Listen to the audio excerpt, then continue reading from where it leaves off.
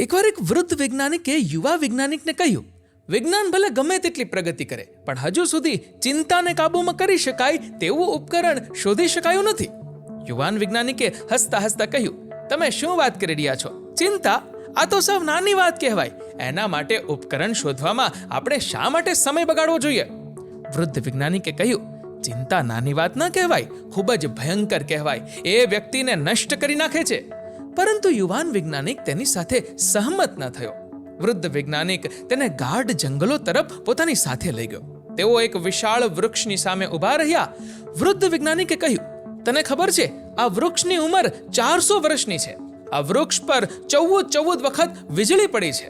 તેણે 400 વર્ષમાં ઘણા તોફાનોનો સામનો કર્યો છે.